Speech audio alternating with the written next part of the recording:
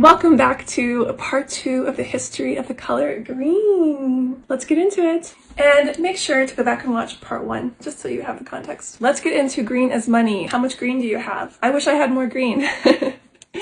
I really do though. One of the earliest associations with green was with money though, since medieval Europe and Renaissance Europe. And that's because class was associated with color. This is a really interesting thing that we don't do anymore, thank God. But in Renaissance Europe and medieval Europe, the peasants were associated with brown and grays. The nobility was associated with reds, like ruby reds. And the gentry or the business people were associated with green. In medieval times and Renaissance times, people wore green to symbolize that they were part of the gentry, that they had money. This is why Mona Lisa wears green, to show that she was a wealthy woman. That's also why the woman is wearing this green dress in the famous Jan van Eyck painting. She's wearing a green dress here to symbolize that she comes from a family with money, or she's marrying into a family with money. We even see this color classification in contemporary governments, particularly in parliamentary countries like India and Barbados and Australia and Canada, where the House of Lords, or the Senate, which would have been the elites back in the day, is red, while the House of Commons is green. And then of course we have American money, or the greenback, which was created in the 1800s, but was only chosen to be green because the green dye didn't spill over to the other side. Although I think there was a notion that green was a stable color. But as we all know, money brings out the worst in people. So it was fitting in the 1600s when Shakespeare symbolized jealousy as green. Beware the green-eyed monster. Money is also intoxicating, like absinthe, the famous drink of Van Gogh, Oscar Wilde, Lord Byron, and Ernest Hemingway. The green fairy, as it's referred to. One must always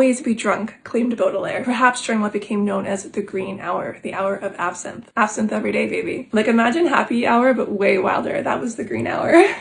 You know, I think it's fair to say that green is a complicated, contradictory color. It's this contradiction that may explain why green is having such a moment in fashion right now. It is truly dominating the runways. The thing is that as a species, we have a climate crisis looming over us. And so we want to be a certain kind of green. We want to be eco-friendly. We want to be sustainable. And yet, we are living through a period of hypercapitalization, greed, and pandemic that makes the best of us want to embrace what is loud and even repugnant. We want to be bold, we want to have fun, we want to make a statement with our fashion. And yet we all know that this green is a trendy color. It probably won't be popular in a year or two, but we still want to wear it because it's so fun. And it's these trends that make us engage in things like fast fashion, which we know is bad for the environment. We know is having detrimental effects on the environment. And so there's this tension within green of wanting to be good, but then also wanting to be a little bit loud and a little bit poisonous and a little bit toxic. The question is though, which green do we choose?